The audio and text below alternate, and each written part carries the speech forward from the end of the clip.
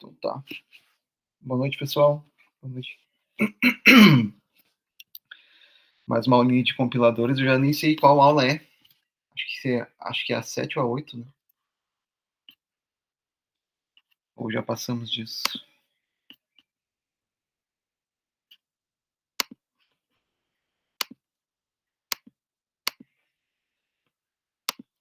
Na aula passada, então, a gente... aliás, a gente teve aquela... a gente teve uma interrupção ali, né, na semana passada ali, com a questão das apresentações do seminário de andamento, né? Acho que a maioria de vocês, inclusive, está participando dos seminários. Eu consegui assistir o trabalho de quase todos aí, eu acho. Confirmando aqui, eu creio que é a aula 10. É a 10? Ah, sim. 10ª. É que eu não contei a... Tá, é verdade. É que... E também tem as semipresenciais, né? Também, Então acho que a gente já tá passando da metade da disciplina. Putz, já tá chegando na... A gente... Nessa altura da disciplina, a gente já começa a pensar, para não ficar muito corrido lá no final, a gente começa já a direcionar para fazer o trabalho final, né? Então, no final da Mas, aula, hoje eu já... mas hoje, assim, a gente tá no seguindo, vamos dizer assim, certo, assim, não estamos nem atrasados, nem tão adiantados, estamos no meio termo, assim, Em termos de de cronograma, conteúdo. você diz? Do programa, de conteúdo, tudo isso. Sim, de conteúdo, sim. A gente tá seguindo bem seguindo o cronograma mesmo. Tá. Tem a questão que, apesar de a gente ter até estudar, né, as outras etapas, inclusive a etapa que a gente vai conversar hoje é uma etapa que não vai ser cobrada no trabalho final já, né? Então, basicamente, assim, para não complicar muito o trabalho final, a gente trava ele nas duas primeiras etapas, que é sintática e léxica. Então, já dando uma prévia, né?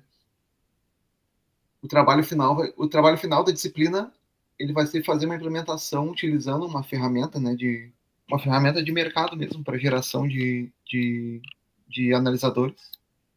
E aí eu passo para vocês a gramática ali, né? E um formato os analisadores de vocês vão ter que aceitar. E aí vocês escolhem qual ferramenta, em qual linguagem. Pode ser uma pseudolinguagem, pode ser uma linguagem uma linguagem real, né? Se eu não está definido ainda, mas vou definir. Não vai ser o mesmo do semestre passado, então não adianta, né? Pegar os exemplos do semestre passado. Até vale a pena se vocês tiverem alguém para entender mais ou menos a ferramenta ali, né? Mas a ideia é parecida. Vai ser parecido. Construir os analisadores agora, não mais na unha, né? Como vocês fizeram ainda na primeira parte do, do semestre, mas sim de uma forma mais profissional mesmo, né? Gerando analisadores com ferramentas que são usadas no mundo real mesmo.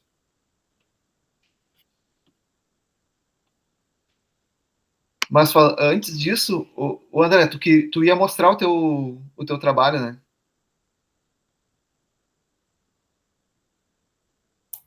Deixa eu abrir ele aqui. Tá. Pessoal, se vocês incentivo vocês a mostrar também de vocês, tá? Funcionando. O meu, como eu tô no outro computador, hoje eu não consigo pegar no meu outro PC que tá o esquema lá para rodar. Nesse aqui eu não Ah, consigo. Esse aqui eu não tenho nada instalado aqui. mas nem o código tu tem. O código eu tenho, que eu tô pegando ele aqui o que eu mandei.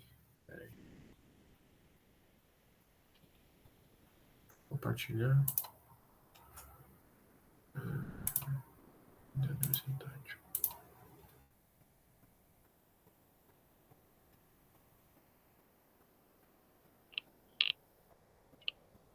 Foi o que eu...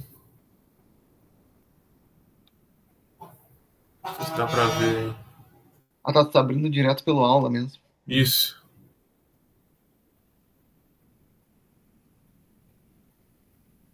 Tu consegue dar uma explicada por cima, mais ou menos, o que tu fez? Só pra... Cara, mais ou menos, porque eu fiz isso aqui. Essa parte do analisador sintático eu não entendi muito. Sim, você peguei bem o básico, né? Ele vai listar os tokens e variáveis global. Fiz mais seguindo aquela questão de máquina de estados, né? Uhum. Vai verificar se o caractere é operador aritmético ou não. Tem a função que implementa o analisador léxico. Sim. Isso eu quero me aprofundar mais ainda.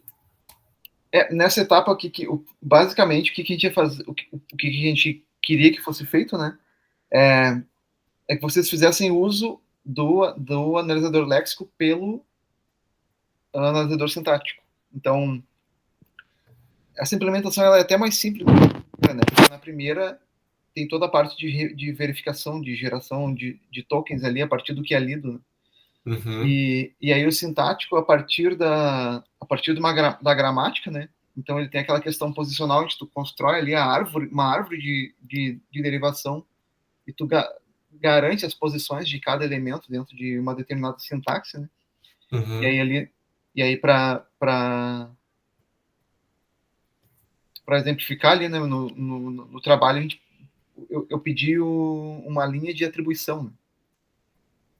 Então Entendi. é uma questão bem clássica mesmo para explicar a questão da análise sintática. Nos livros se usa bastante também esse exemplo da parte de atribuição, porque tu tem ali especificamente uma questão posicional, onde tu tem o elemento que está mais à esquerda recebendo, mais à direita formando ali uma expressão, ou uma chamada de função, ou uma variável, ou um valor literal, né? E no meio de tudo isso, o símbolo de atribuição, que é quem define que essa linha é de fato uma linha de atribuição. Uhum. Entendi. E aí, quando o teu analisador sintático ele começa a fazer as chamadas para o teu léxico, ele diz, ó, me dá o próximo token, ele só valida dentro de uma determinada gramática ali. O que eu espero? O módulo, digamos que o módulo que tu construiu é um módulo que tem que aceitar uma linha de atribuição. Então ele vai ver o que tem que ser, o que tem que ter nessa linha. Eu tenho que ter um ID, né, um token ID mais à esquerda. Ele vai pedir para o Lexo, ó, me devolve o primeiro token que tem na linha. E o Lexo vai lá, começa a ler a linha. Quando ele identifica que tem um token, ele pode devolver, devolve o token ID ali. Isso nesse modelo que a gente está fazendo. Né? Então devolve um token ID, beleza? É o que eu estou esperando.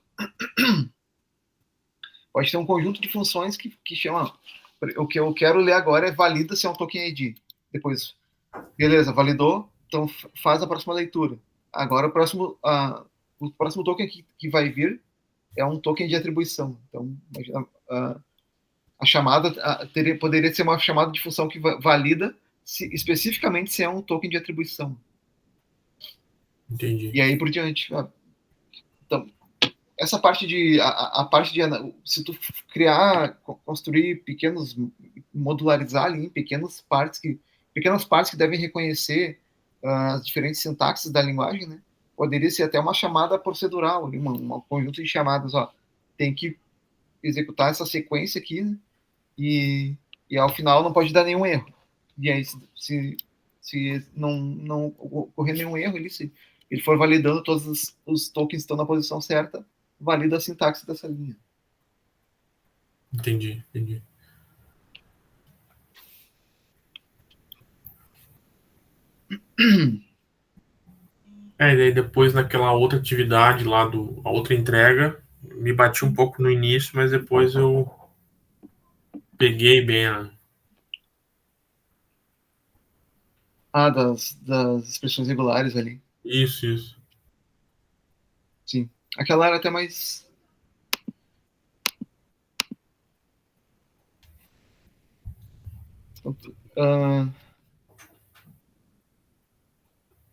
Mais alguém quer mostrar?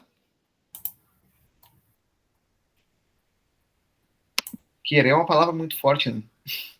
Mas alguém pode mostrar o seu trabalho?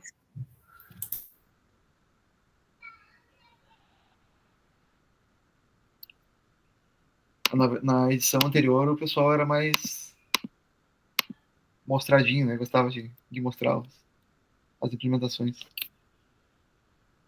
É legal, assim, porque daí a gente começa a ver diferentes abordagens, né, daquilo que a gente fez.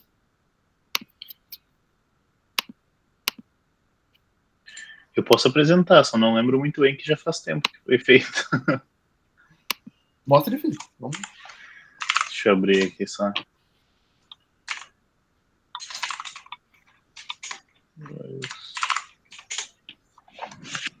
Compartilhar a tela. Deixa eu só achar. Aqui. Aí. Tá, então, deixa eu lembrar aqui. Tá, aqui ficou só a classe. Aqui. Então ele vai ler o arquivo. Daí vai separar as linhas pela quebra de linha ali, né? E daí para cada linha ele vai executar. Como é que ele vai executar? Ele vai ver se...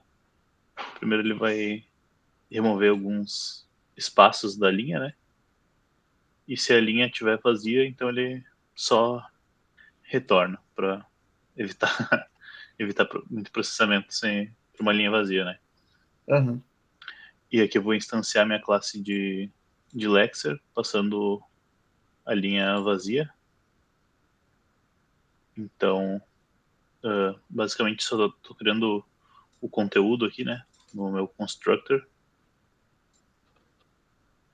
E depois eu vou pegar os tokens e vou chamar getTokens lá do Lexer, né, que daí aqui eu vou usar o conteúdo que eu criei para aquela instância da classe. Então, eu vejo enquanto a posição for menor que o tamanho do conteúdo, no caso, conteúdo igual à linha, né? Eu botei esse skip white spaces aqui, já com um regex aqui para espaços vazios. Então ele vai avançando a posição que está setada em 0 aqui inicialmente, né? Até não ter um espaço vazio. Não faz muito sentido, né? Porque eu botei a remoção dos espaços vazios, mas enfim. Rodou um trim lá no início também. Mas botei uma validação dupla no caso, né? Então aqui vai pegar o caractere atual e vai verificar se ele é uma letra, se ele é um dígito. Onde é que quebra aqui? Aqui. Ficou esquisito, que eu não gosto assim. Enfim, depois eu ajeito. Se ele é um igual, né? Uma atribuição, que é uma coisa que eu não tinha anteriormente no verificando, né? A gente estava verificando os tipos. Assim, na versão inicial, a gente chamava de token operator, tudo, né? Isso. Tudo era operator, inclusive acho que se encontrasse um igual também. Pode ser. Aqui depois eu até tenho a minha validação, a gente pode ver como é que tava. Mas enfim, que a minha validação agora não tem mais o igual. E daí aqui vai ver se é um operador. E daí se não for nenhum, ele vai dar um caractere inválido, né? Então aqui na letra a gente vai botar criar o identificador como nulo. E daí vai ver que enquanto a posição for menor que o conteúdo e a posição atual for ainda uma letra ou um dígito, né? Porque a gente vai ter verificado a primeira posição, que é uma letra, então já vai ser válido ser um número depois da letra. Uhum. Daí que, então, o identificador que começou com uma string vazia vai receber o conteúdo, a linha na posição atual, e vai andar uma posição. E daí o meu array de tokens, que foi criado aqui no início, vai receber o tipo do token como o tipo que ele é, né? Token Que ID. isso aqui que eu botei um identificador, um token none, operator e assign, né? Que o assign é o que ele vai fazer lá no igual depois. E basicamente eu fiz isso para todos, meio parecido, né? Ele vai salvar o identificador ali também, no array de tokens. E pro dígito ele vai fazer a mesma coisa, pro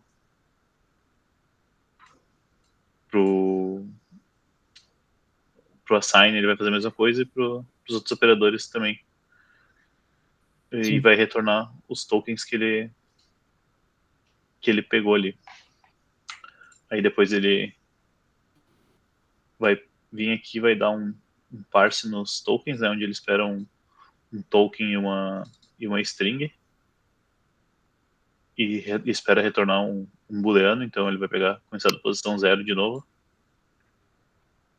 vai declarar algumas funções internas e vai chamar a parse linha.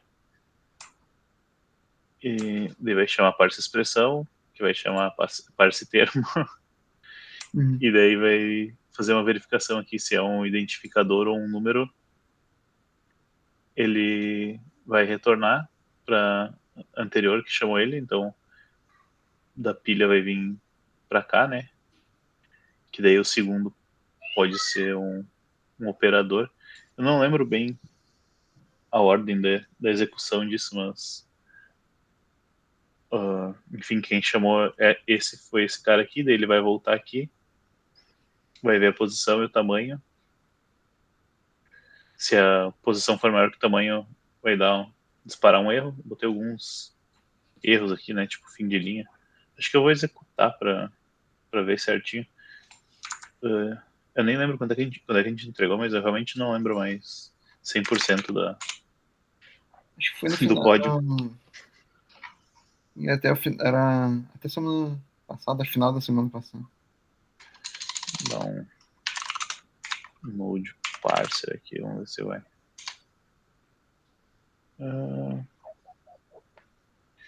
Agora eu não lembro como é que eu executei ele. Não botei nada no ts config. Não está executando com package.json, vai ter só do teste.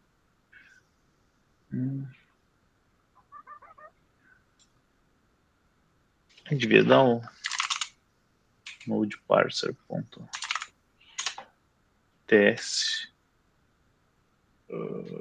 De repente não precisa executar, mas se tu lembra como é que tu fez ali para ele validar a questão da posição?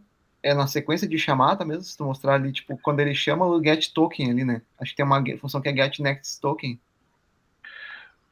Aqui no parser, ele vai chamar o get tokens, aí ele vai executar lá do outro lado, e eu acho que aqui no parse que ele vai executando, porque ele vai chegar aqui no final, ele vai chamar o parse linha. Deixa eu ver se mas tá ali, ó, ali. No parse linha tu tem os expects, né? Isso. Aí se ele for id, é exatamente isso. Se ele não for um id, ele vai dar erro, né? É exatamente, eu acho que tu fez exatamente o que eu tinha comentado agora antes de tu compartilhar a tela, que era se a gente enxergar, na verdade esse parser aí, ele é um parser só explicitamente da linha de atribuição, né? Então se tu transformar isso só num módulo de validação de linha de atribuição, tu pode considerar exatamente isso que tu fez ali nas linhas 21 até 25 ali, né? Ok.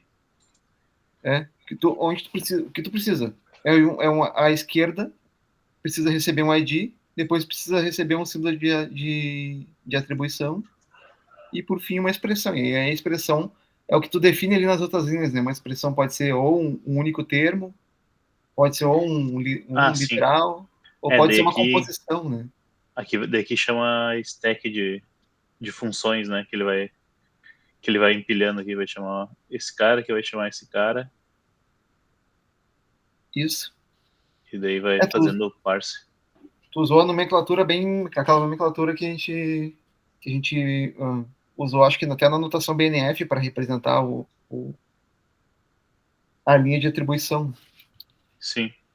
Então vejo que, tipo, para vocês verem que no fim das contas a análise sintática eu enxergo ela de forma mais simples até do que a léxica. Que a léxica tu tem o trabalho de alimentar as tabelas, o trabalho de escanear e conseguir separar o que é um ID e o que é outro ID, né?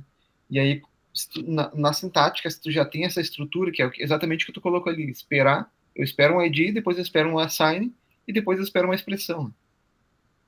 Então, tu já tem a sequência pré-definida, isso daí já está na regra do compilador mesmo, não é uma coisa que tu tem que descobrir, né?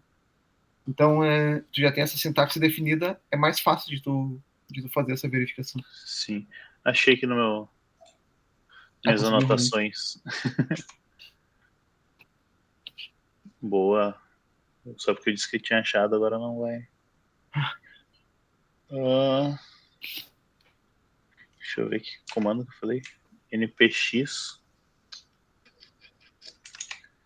Vamos ver se assim ele vai. Não. Enfim, estava funcionando. Require stack. Tá dando algum problema de versão aqui. Do npm. Deixa eu tentar ver. É que eu não vou ter a versão aqui do.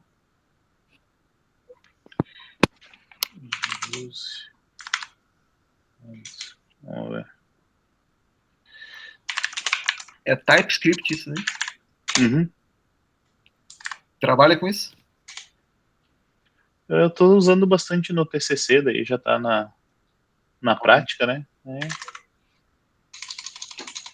No fim das contas, acho que a tua apresentação foi a única que eu não consegui assistir. O pessoal que tá aqui. Pior é que eu não. Eu tinha feito já semestre passado, mas não tinha apresentado semestre passado. Comecei um pouco mais tarde. Tá.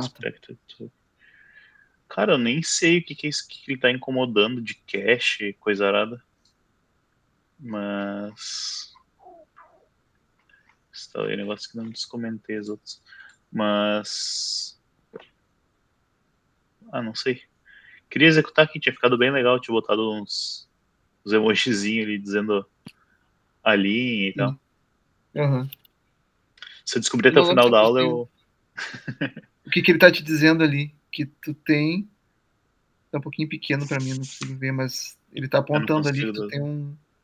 Ele tá dizendo que tem um token inesperado, mas é tipo se o módulo não for requerido, então ativa a compilação do cache, mas é uma coisa que tipo não é do meu código, sabe? Mas ele. Sim, deixa eu ver. Talvez se a Require gente module, enable compile cache. Prompt.cjs. Not find module mode path. Loader. Tá bem esquisito, que eu vou ver se eu consigo resolver aqui, depois qualquer coisa eu compartilho de novo pra. Não, tá funcionando. Beleza, legal. Deu pra ver ali que tá exatamente do jeito que eu tinha comentado ali, que é interessante fazer. Sim, pelo menos deu pra pegar a lógica do jeito que eu fiz. Uhum. Devia ter botado um readme, né, no arquivo, me facilitava a vida depois pra executar de novo. Mas de boa. Mais alguém quer mostrar? Ou poderia mostrar?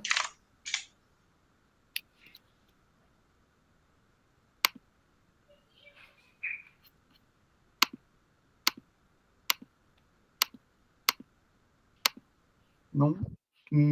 Opa, boa noite. E aí, Ernesto? Desculpa que eu cheguei tarde, tava almoçando. Tava aqui Almoçando? almoçando? Não, a gente almoça a hora que dá. O Você próximo pode... refeição é o almoço, pulou. Não, é o almoço. Interessa o horário. O dia foi corrido, então, hoje. Não, muito tranquilo. Muito tranquilo. Tu vai mostrar a tua versão, Ernesto? Posso, mas eu também eu não lembro direito, assim. Mas eu posso tentar, com certeza. Vamos ver, pelo menos, vamos ver se é numa linguagem... O do Regex eu achei demais. Consegui fazer. Não, o sintático. Só A um gente vê uma pouquinho. linguagenzinha diferente. Provavelmente tu fez em Python. C. Em C? Deus me Acho que quem tá fazendo os troços em Python é a Lindra.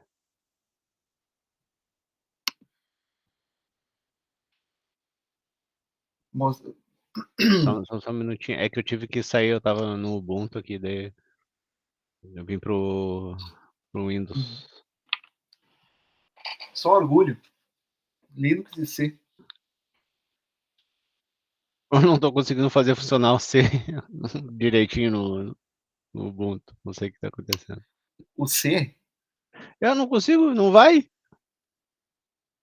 Ah, mas... Tá, vou Eu te já dar entrei. uma dica muito básica. Tu não tá conseguindo compilar? Não, ele não funciona. É exato, ele não funciona. Tá, mas tu sabe que se tu... Bom, se tu pode chamar direto o GCC, né? Não precisa usar a IDE para compilar. Não sei. É aí que tá. Tá, se tu salva num diretório, né? Tu navega pela linha de comando ali no Linux. Até consigo. Tá, então tu pode, se tu salvar num diretório específico, tu pode ir lá e passar e chamar o GCC passando por parâmetro, daí o teu programa, né? O nome do teu arquivo. Ou tu pode dar um make, tu fez tudo num arquivo só. Sim, normalmente sim. Tá, então tu pode fazer assim, ó, só, na linha de comando que tu tiver, tu só dá um make, tá pequenininho pra mim, analisador sintático, né? Dá só make analisador sintático na linha de comando dentro do diretório que tu tá.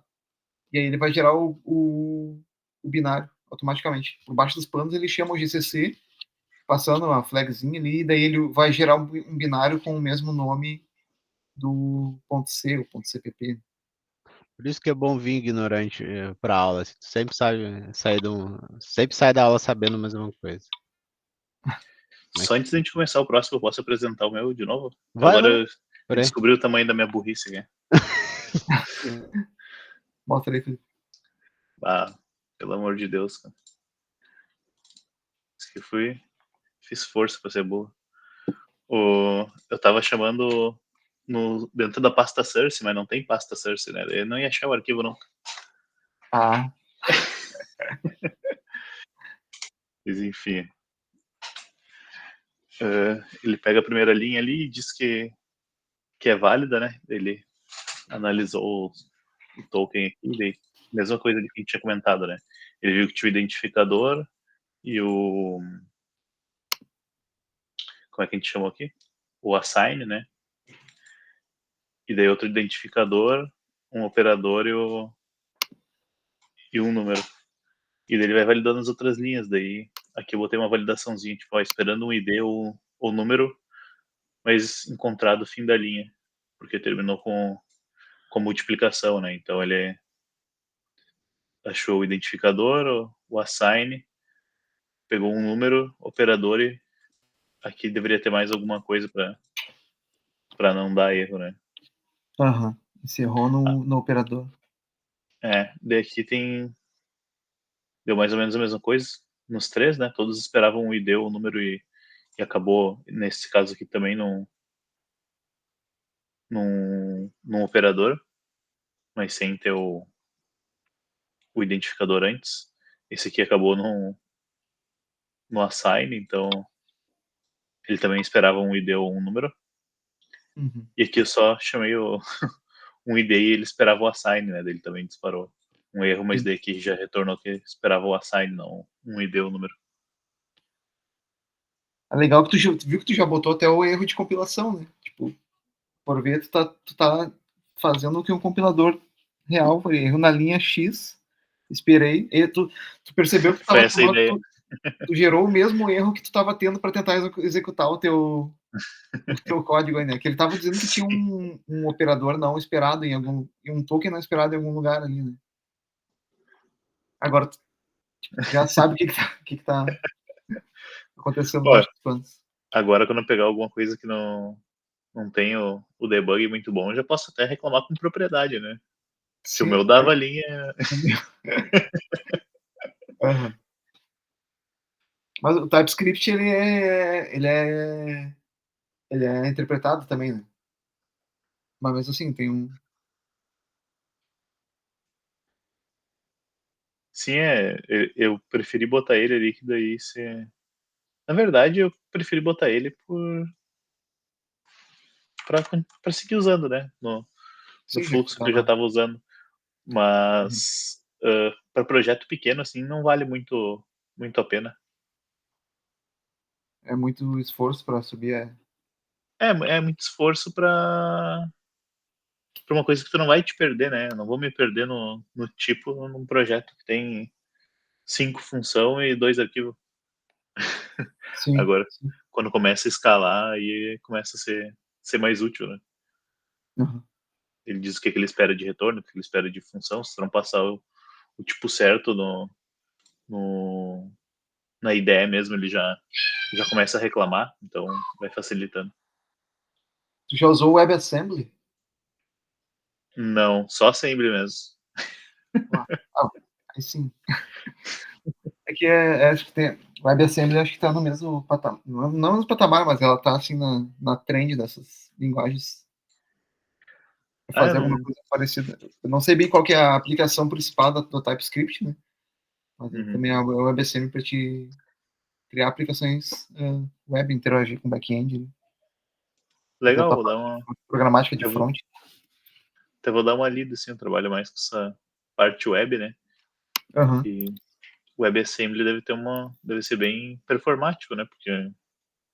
Acho que a ideia é justamente essa daí. É performance. Né? Porque pensando no assembly, né? Bem perto da linguagem de máquina já, então. Sim.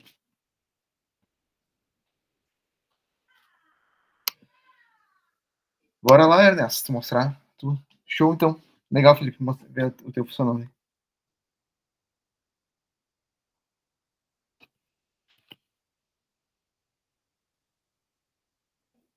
Vai usar o Ubuntu agora?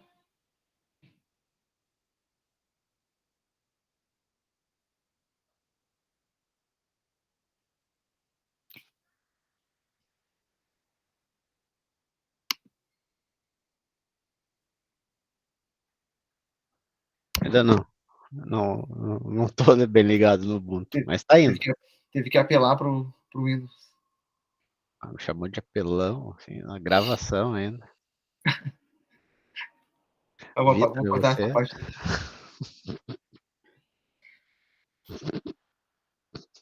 Dígito. O Ernesto tá escondendo o jogo, é o cara que mais manja das coisas. Que nada, meu, isso aqui é só copia e cola. Ele se faz de humilde. Isso aqui é só copia e cola. Mas eu tô tendo probleminha. Se eu boto um espaço aqui, ó. Não sei se você vai conseguir ver. Acho que vai sim. Ah, vai. Botei a janela. Se tu bota um espaço aqui, ó. Deixa eu dar um S. Compila. Ó, ali já, essa linha já dá inválida, não consegui tirar essa droga desse espaço. E eu achei uns carinha. Tem uns fóruns bem legais na internet que os caras resolvem muita coisinha. Né? Não consegui resolver. Tem o trim em C também? Tem, os caras. É um robozinho em laranja, agora eu esqueci. Ah, sim, o Reddit. Isso! O nome é Red. Daí, volta e meia, tu dá uma perguntada, só que a maioria é fórum já antigo. Mas tem uma funçãozinha que tem bastante linguagens, que é o trim. Não sei se tem nativo do C, mas que a função dela é tirar espaço. Daí, se tivesse espaço, tu poderia tirar o espaço e depois fazer teu código continuar funcionando como ele tá hoje. Ah, show, cara. Esse daí não achei. Provavelmente tu vai ter que implementar, não vai ter. Conhecendo o C, provavelmente. Eu não, assim, Não, que eu, que isso eu saiba, não daqui, existe. assim, eu já. Is alpha, identifica underscore aqui, né? Os caracteres. Isso daqui já eu achei maravilhoso, assim, eu não comecei agora de novo, não sei, achei do caramba. Daí, mas é só copia e cola dos outros projetinhos ali, né, que o professor pediu. O código ele tá aqui, ó. No máximo ele lê, abre o arquivo, né? E aí começa a criar, começa a ler a linha, né? E analisa o que é letra, o que é caractere. Aqui em cima ele dá, ele consegue identificar quando é um caractere, quando é um underscore, o dígito, né?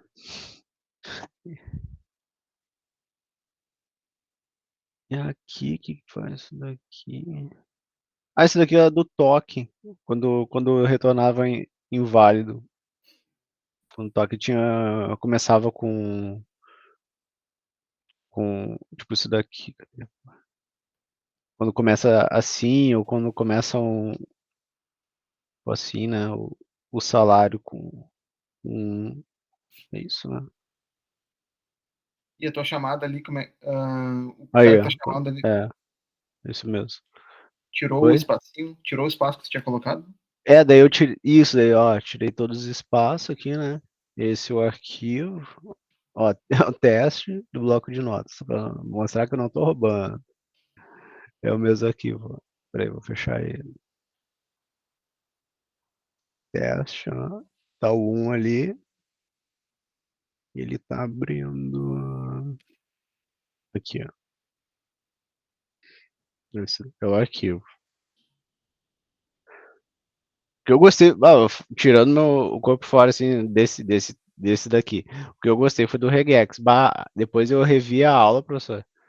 Muito legal. Foi o Mas regex veio quente. segue estudando regex então, cara, é uma coisa que vai servir pra vida. Pô, valeu. Fala a verdade, assim, ó, eu não tô lembrando direito, assim, eu até tô um pouco cansado, mas assim, eu nem, não lembro de ver, faz tempo. E Não, a mas olha isso semana. daí, só pra gente ver como é que tu fez a questão da validação das posições ali. Tu chama, tem uma função que tu chama ali que é tem linha. Ver linha, não, tem linha é o que tu. É, Ele vê ele vê quando tem a linha, né? Por exemplo, aqui, ó. Assim.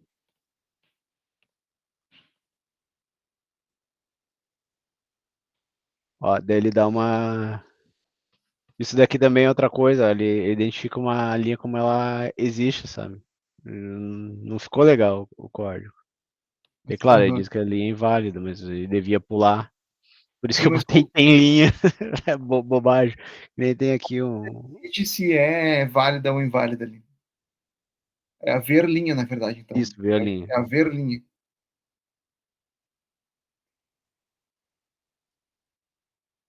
Caractere, palavra e expressão.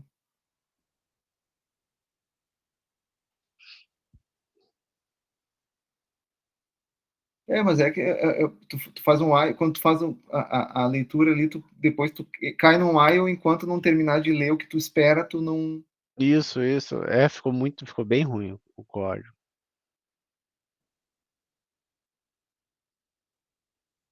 Mas tu consegue identificar, então.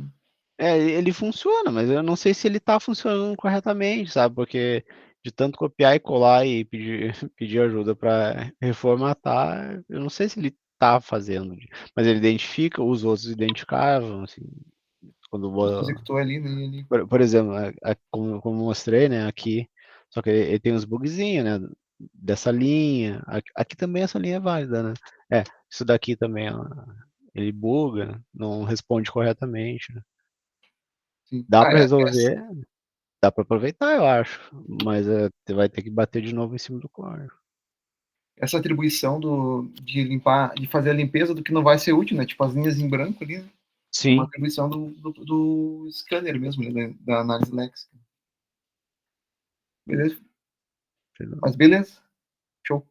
Não valeu a oportunidade aí, professor. Depois, bom, vamos entrar no assunto de análise semântica. Então.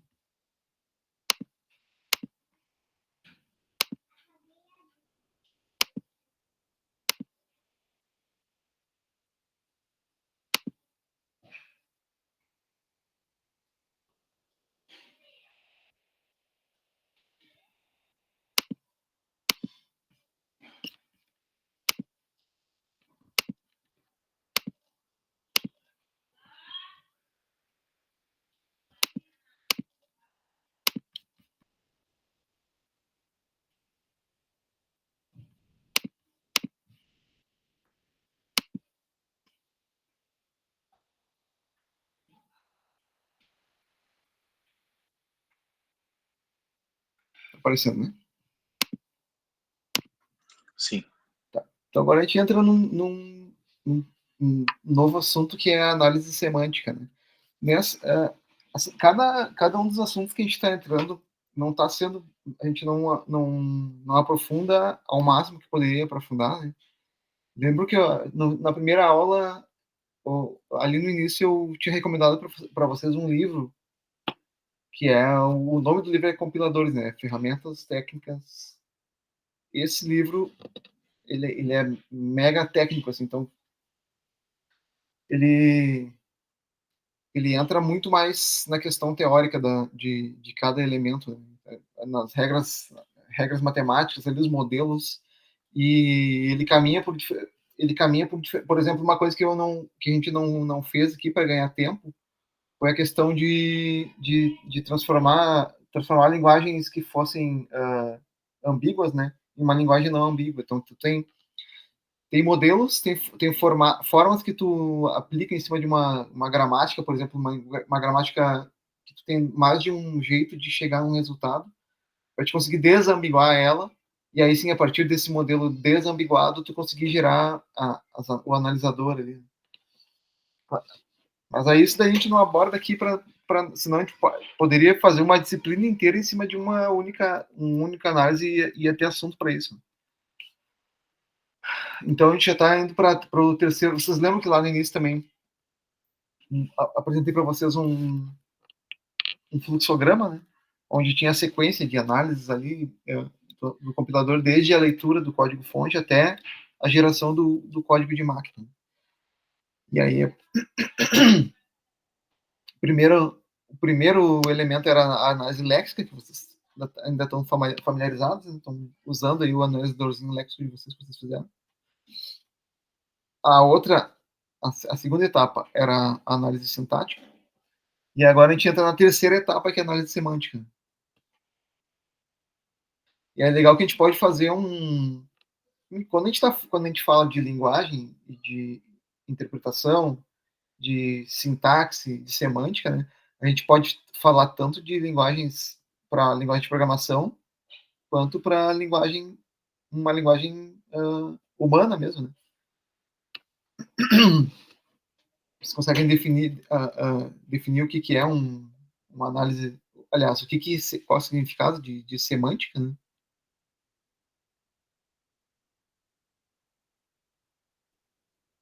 Fazendo uma analogia com o português, por exemplo, né?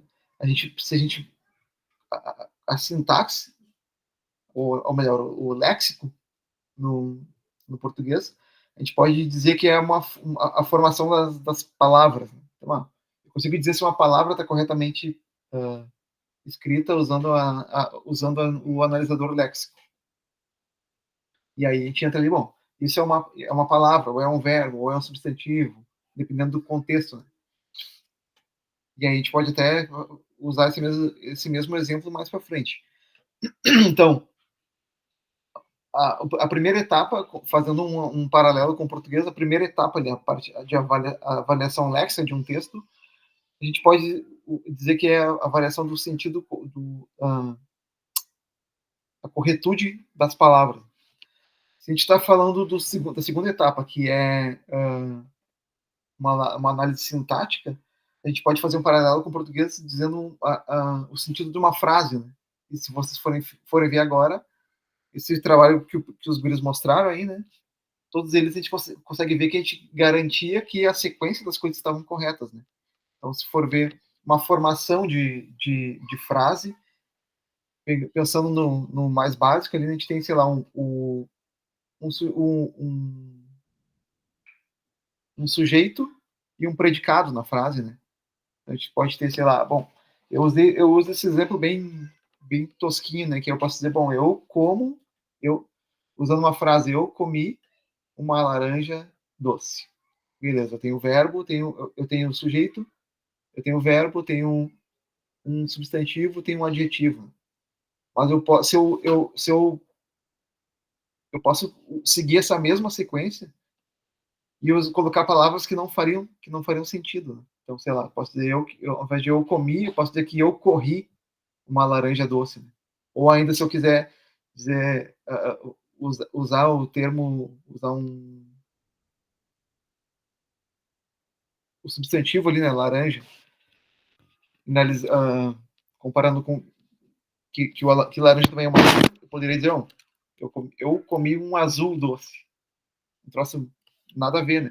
Se a gente fosse olhar puramente para o formato sintático da frase, eu continuo tendo um sujeito, um verbo, um substantivo e um adjetivo.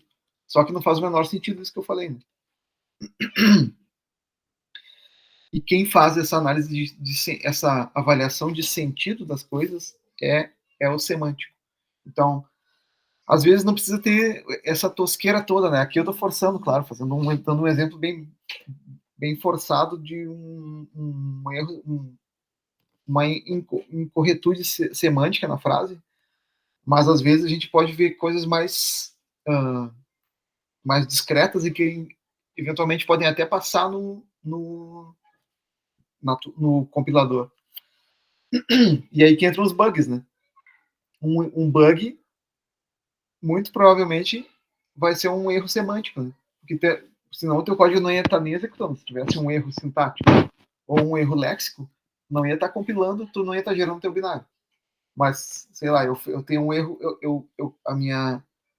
meu programa está lexicamente correto, sintaticamente correto, mas semanticamente ele não faz aquilo que eu desejaria que ele fizesse, né?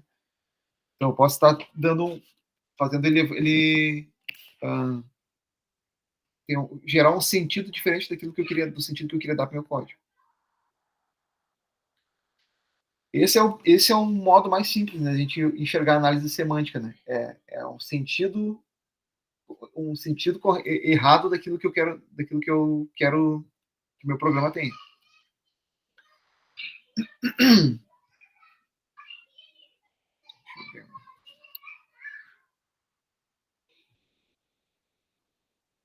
Até tinha uma frasezinha, tinha uma perguntinha aqui, né? Até acabei respondendo. O que acontece se um programa estiver sintaticamente correto, né? Mas semanticamente incorreto? A resposta é bem simples, né? É um bug. A gente vai ter um bug na execução do código.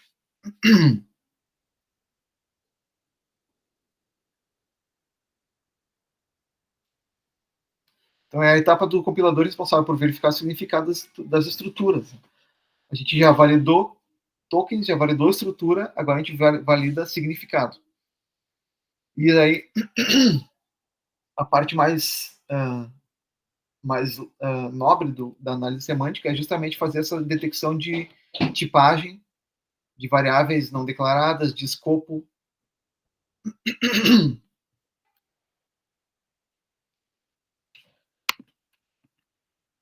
Aqui tem um exemplo, né? Eu tenho um códigozinho onde eu declaro um X Estou atribuindo uma string para o meu inteiro. Né? Eventualmente, tem linguagens que podem até aceitar alguma coisa desse tipo. Né? E aí vai fazer A Adelina tinha uma frase, quando ela dava algoritmos, ela tinha uma frase que ela falava que C era para programador, não é para amador. Né? Por que ela falava isso? Porque, basicamente, o compilador de C ele vai deixar tu fazer praticamente o que tu quiser. Né? E, eventualmente, isso pode fazer sentido para ti. Se ela vou atribuir um inteiro para um tipo char. Por que não vai dar um erro? Por que não daria um erro? Aliás, vou até fazer a pergunta. Se eu atribuir um inteiro para um tipo char em C, vai dar erro um erro de semântica ou não?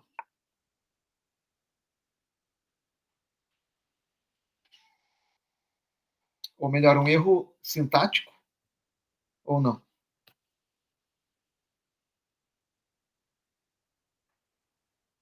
Ninguém acha nada? Em C tu pode atribuir, né, um inteiro para um tipo char. Só que na hora de tu representar ele, na hora de tu printar ele, lembra de uma tabelinha chamada tabela ASCII, onde cada caractere tem uma representação numérica?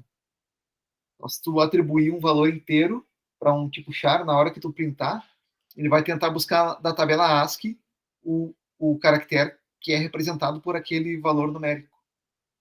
Sei lá, agora não lembro de cabeça, mas acho que 49, começa no 49 o alfabeto que a gente usa ali. Né? Então, se tu atribuir 49 para um char e tu mandar printar ele vai printar a letra A. Pode fazer o teste depois aí.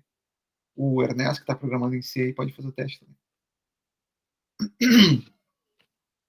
Então, eventualmente, fala aí. Amadoramente. Então, eventualmente, isso pode fazer sentido para vocês. Em algum contexto faz sentido tá fazendo esse tipo de coisa, né? Mas eventualmente não faz sentido. Não era o que eu queria fazer. Eu queria realmente, sei lá, queria que minha variável fosse o inteiro porque eu queria printar o valor 49.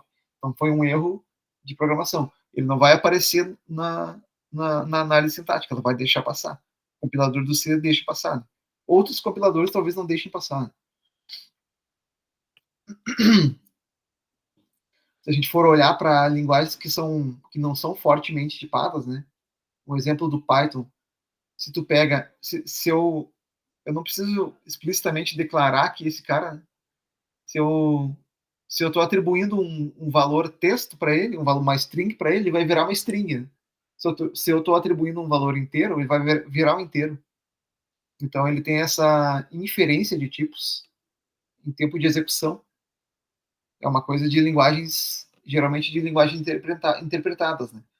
Linguagens que são compiladas, geralmente elas têm a tipagem forte. Então, tu tem que explicitar qual é o tipo e não errar o tipo na hora de fazer atribuições, de fazer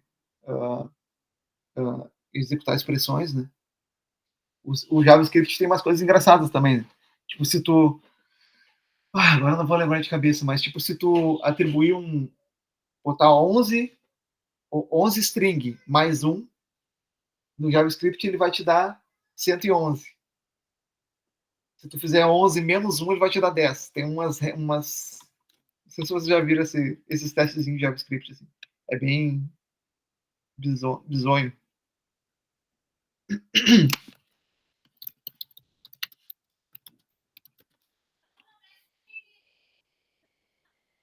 Acho que eu não vou ter aqui.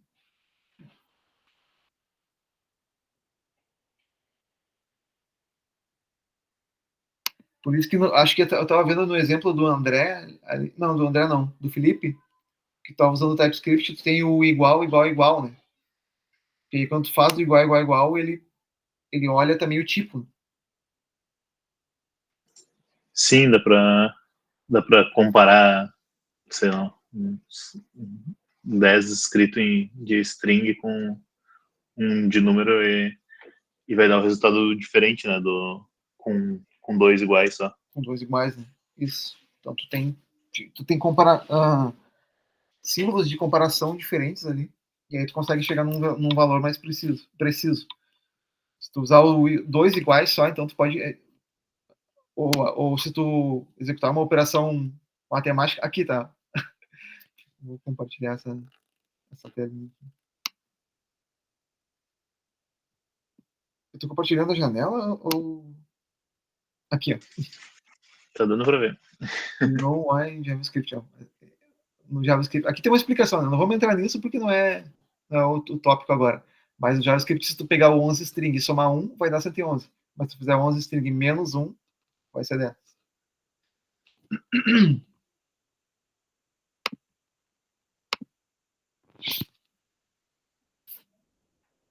E aqui, mais um exemplo interessante, né? Por exemplo, aqui a gente declarou o int x, né? E a gente está usando o y. A análise semântica também, uma das atribuições dela é validar escopo, né? Então, digamos que eu até tenha declarado o y, mas esse y tenha sido declarado lá fora, aliás, em uma outra função, né? Então ele não vai... O meu compilador ele espera que eu tenha uma referência desse cara para ele conseguir carregar os identificadores de forma correta. Se eu simplesmente estiver atribuindo um valor 10 em C, por exemplo, o valor 10 para o Y, vai dar erro porque está dizendo que eu não declarei esse cara.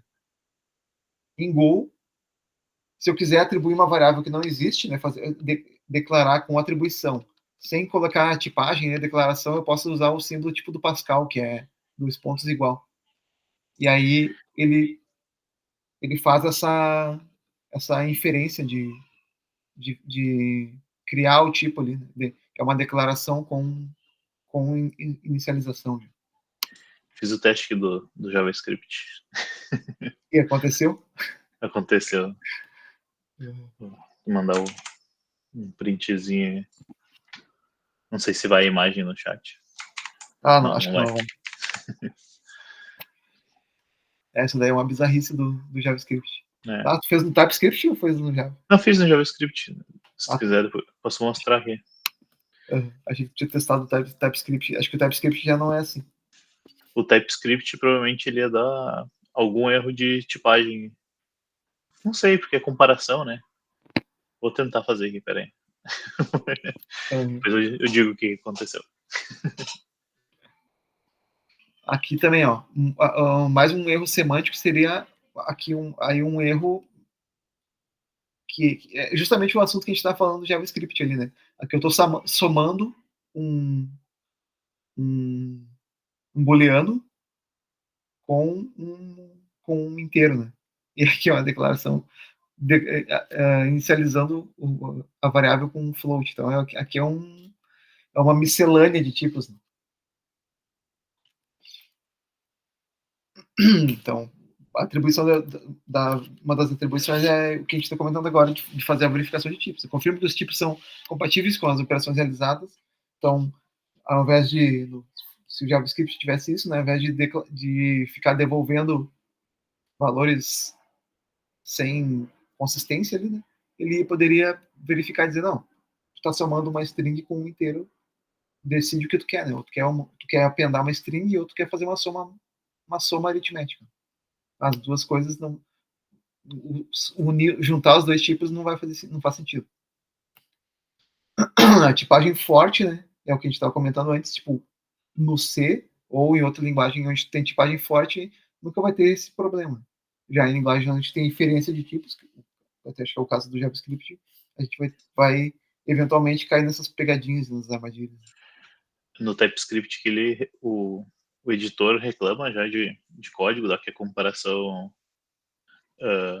tá comparando uma string com um número, e talvez na hora que tu for compilar o código para JavaScript, daí também pode ser que dê algum erro, né? Na hora de fazer o build, digamos. Assim, não consegue nem executar nesse caso.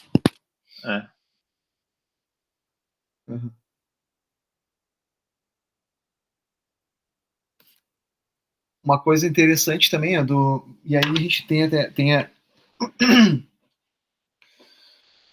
uma revisitação da análise sintática, né? É que quando a gente armazena informações sobre os identificadores, né? Lembra que a gente tem a tabela de símbolos, ela guarda conteúdo, guarda nome, guarda o tipo dos identificadores, né? Quando a gente faz a verificação para alimentar informações para que sejam usadas na análise semântica, a gente tem uma coisa chamada aqui, de gramática com atributos, né? Vou voltar aqui para trás. Quando a gente usa a gramática de atributos, a gente armazena nas tabelas de símbolos informações extras dos tokens. Então, além de ter nome, tipo, a gente tem linha, tem escopo. Então, eu consigo saber, por exemplo, dando aquele exemplo que eu tinha dado antes ali, quando tu faz uma declaração de um valor y num corpo da função. E aí tu abre um if. E aí dentro do if tu declara de novo. Tu pode declarar de novo, né? Passando o tipo.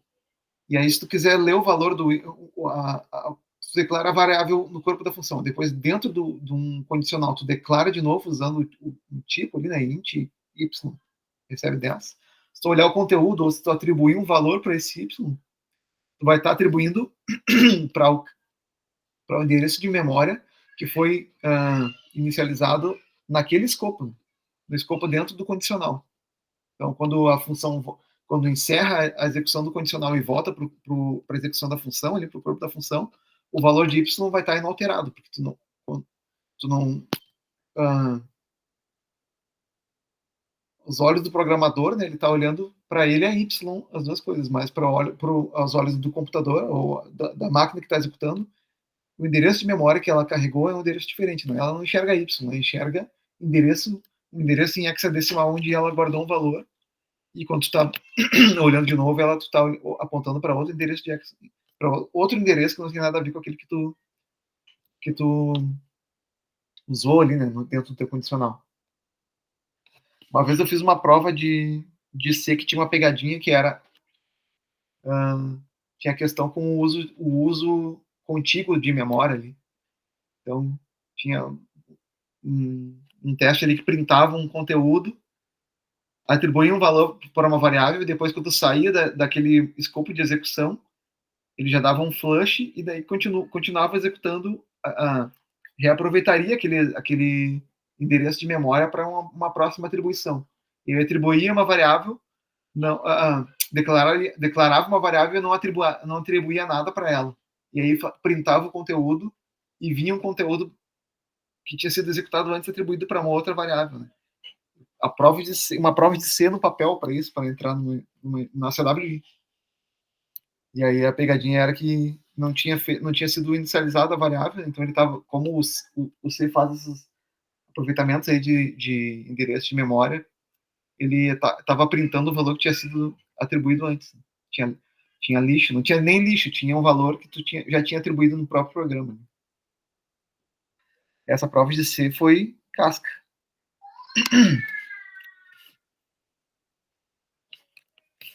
Aqui o que eu comentei, né? Então, variáveis não declaradas ou conflitos de escopo. Né? O escopo ali que eu comentei, quando tem um escopo dentro de escopos dentro de escopos, né? O que vale quando tu estiver referenciando é sempre a versão que está no escopo que tu está trabalhando.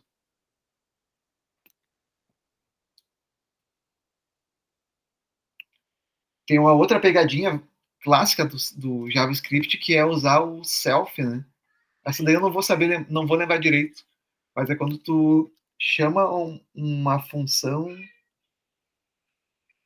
nas declarações de função ali, se tu usa o self, eventualmente tu não está apontando para o self que não vou saber dizer, não vou saber explicar. O JavaScript não tem self, é this, né? O atributo, acho que o Felipe que mexe com JavaScript. Sim, é o this que tu usa, né? Fazer referência interna, sim. Ao objeto interno, né? Só que eventualmente tu usa o this dentro de uma função e aí nesse caso tu não tá referenciando não sei se tu já caiu nessa pegadinha aí. Acho que todo mundo que já programou em JavaScript já caiu nessa pegadinha. E quando tu usa um disk, achando que tu está usando uma variável dentro daquele escopo, na verdade ele está apontando para uma variável de um escopo acima, né? Acho que da classe. Não sei dizer, porque faz muito tempo que eu não mexo com JavaScript, já não sei nem mais explicar o que foi, mas eu já caí nessa pegadinha. Tu vê, é também mais um erro que é clássico do JavaScript, né? Acho que tá tudo relacionado com essa questão de não ter uma tipagem forte. Ele está sempre tentando inferir coisas e eventualmente infere coisas erradas.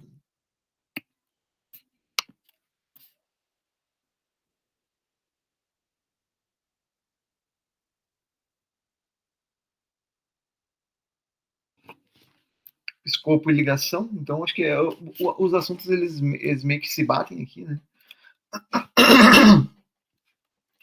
Escopo léxico, associação de nomes a uma entidade, então quando tu tem um nome que faz referência a uma variável ou uma função dentro de um determinado escopo, isso faz diferença também.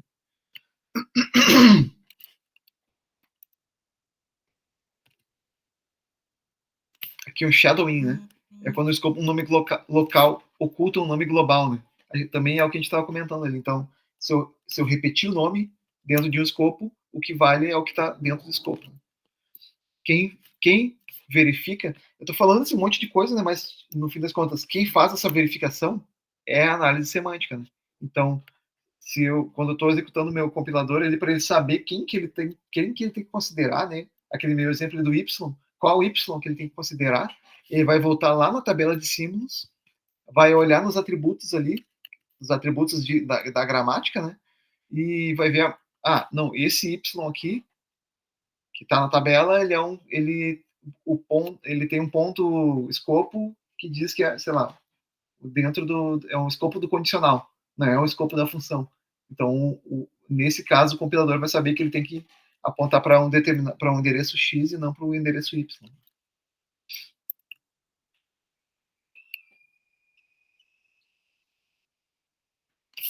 Tinha um slide específico de gramática de atributos.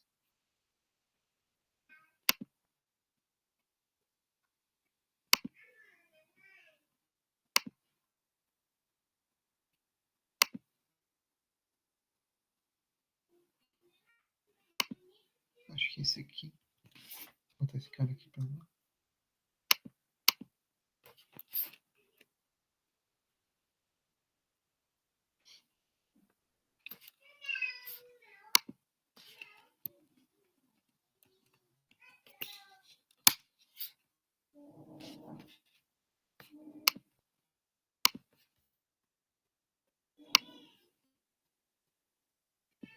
Slides de gramática de atributos.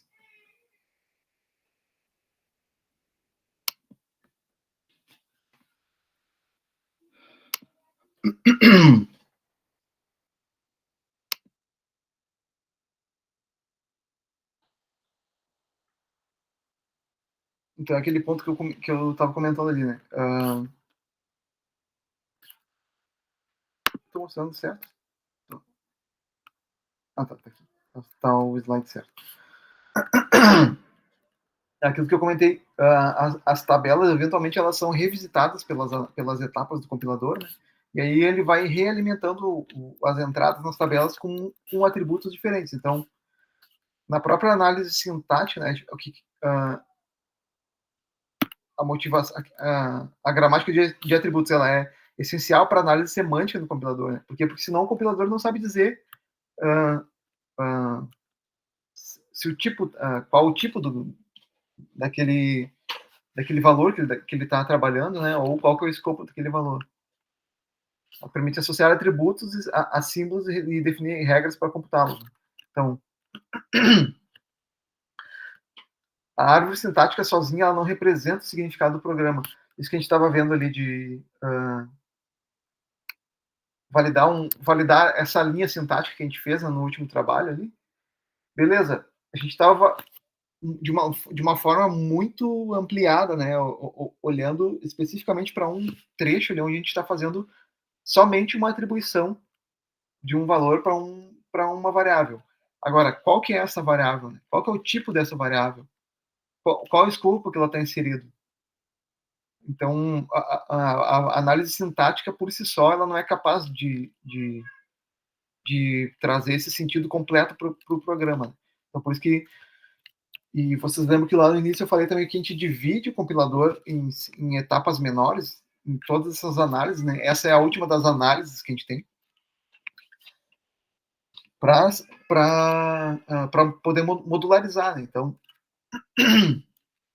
faz sentido que a gente divida em etapas menores para, por exemplo, a minha análise, durante a análise sintática, eu coloco determinados valores na árvore, na tabela de símbolos, que vão ser utilizados pela próxima etapa. Né? Tem tipos diferentes de atributos, então essa gramática de atributos tem atributos que são propagados de filho para pai, e os herdados que são de pai para filho. Esse exemplo do herdados, por exemplo, a gente pode ver, aqui tem um exemplo de uso. Uma regra de produção, né, que a gente volta lá na questão das gramáticas que a gente viu lá no início da disciplina também. Quando eu derivo, estou derivando de um E para um E1 mais T. Mas quando eu for olhar para os tipos lá na tabela, eu não olho simplesmente para um E, né? Eu olho para um E e qual que é o tipo dele, o T e qual que é o tipo dele.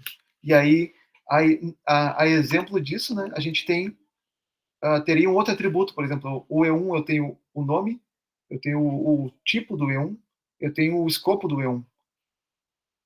Então, quando eu estiver analisando semanticamente, eu vou saber para qual que é o escopo desse cara. Verificação de tipos em expressões aritméticas e tal.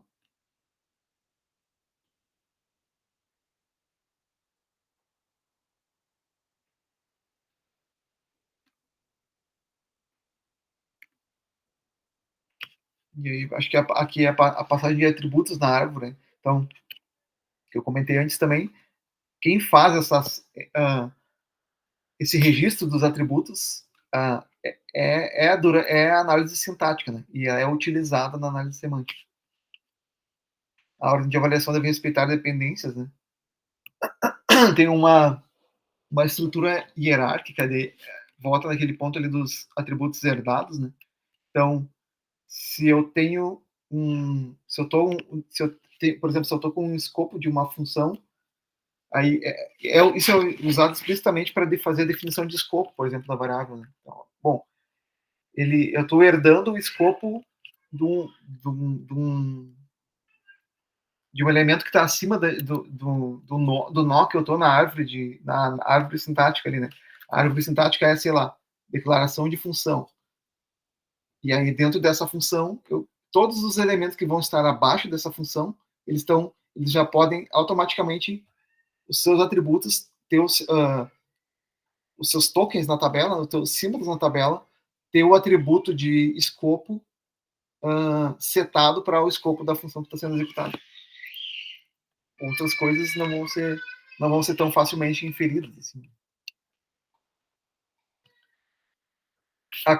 Com isso se evita ciclos de dependência também entre atributos, né? Porque aí eu não posso fazer uma coisa, uma função referenciar uma variável que referencia uma função. Né? Você pode fazer a análise semântica se perder na questão de escopo também.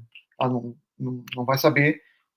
Se isso for válido, é praticamente aquilo que a gente comentou de gramáticas ambíguas. Né? Então, eu não consigo chegar num resultado de uma forma determinística. Eu tenho mais de uma forma de chegar a um resultado, sei lá, mais de uma forma de chegar em um tipo também, em um nome de variável.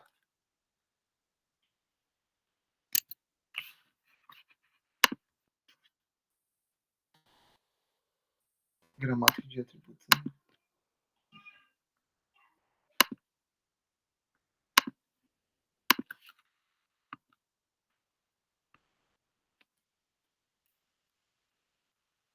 Por fim, então, bom, o que a gente reforçando, né, os assuntos que a gente que a gente tratou, né? O principal objetivo da análise semântica é fazer esse sentido, né? Logicamente. Então, e aí, eventualmente, tem erros semânticos que a gente não consegue pegar nem na análise semântica, né? Essas questões que a gente comentou sobre tipagem, escopo, nome, posição na memória, essas são as informações semânticas que a gente consegue pegar na análise semântica em tempo de compilação. Erros semânticos tipo aquele que eu comentei de tu atribuir um inteiro para um char, o compilador do C, no caso, não vai dar erro, né? Ele vai deixar passar. E tu só vai descobrir quando tu estiver executando. E assim, erros mais sucintos e que podem dar uma dor de cabeça maior, né? Até tu entender o que tu tá fazendo errado no programa, porque ele tá compilando, tá executando, e chega num momento ele não tá fazendo o que tu espera que ele faça. Né? Então aí tu vai ter que olhar com mais atenção para ver onde é que tu tá errando na semântica, né? No sentido do teu programa.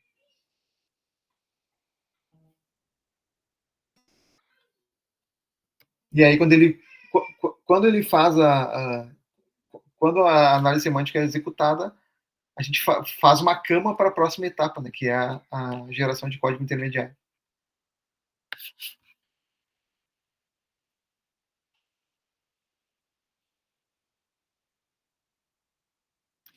Temos alguma informação para passar de semântica? Erro semântico a gente falou bastante, né? A tabela de símbolo também com atributos a gente comentou.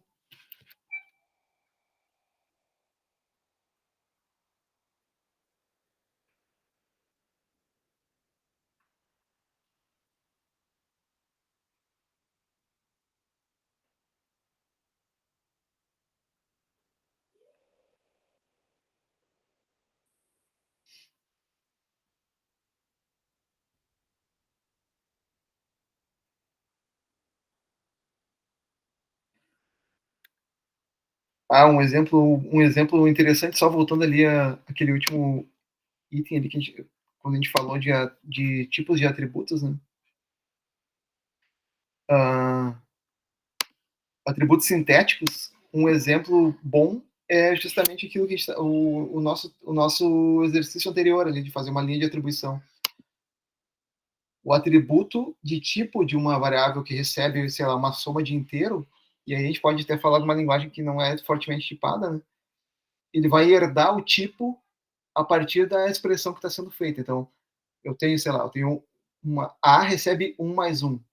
Quando ele está ele está fazendo a gente vai estar salvando um atributo sintético aí, porque o A vai virar um inteiro, porque ele está recebendo um resultado de soma de inteiro. Esse é um exemplo interessante para ficar mais claro, né, os sintéticos dos herdados. Os herdados daí já é aquela questão que a gente falou antes ali, de escopo. Escopo é um exemplo de herdado. Tudo que está dentro do escopo herda o atributo de escopo de onde ele está sendo definido.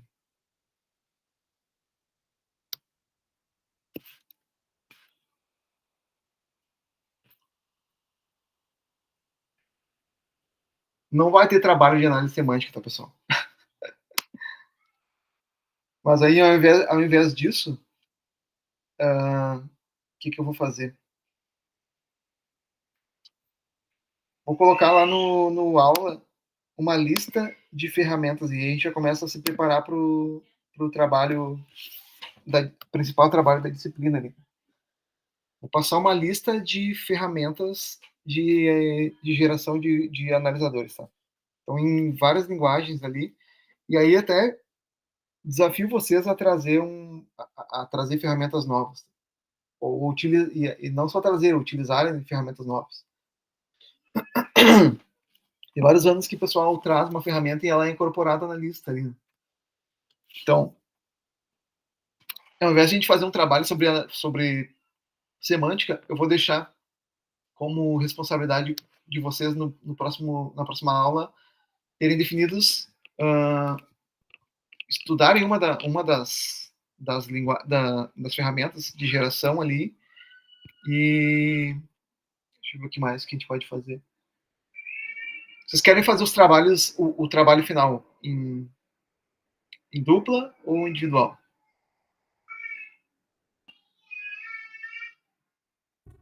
Dupla.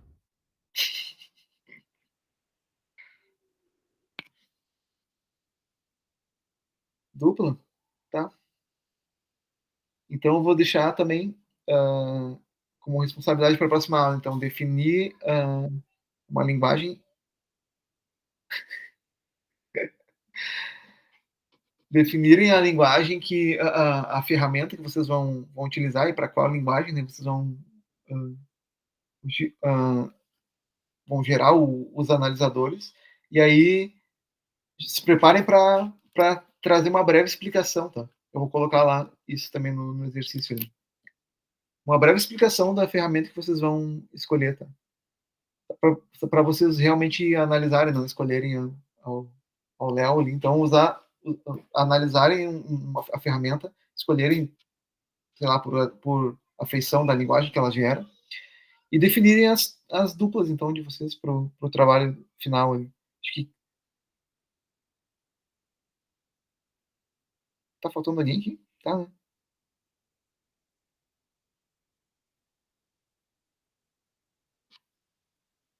Quem é que saiu?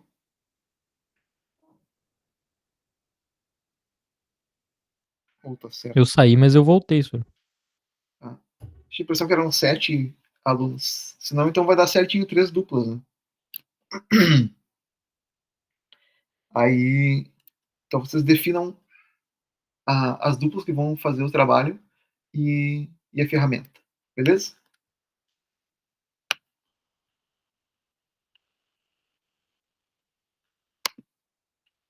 Para a gravação.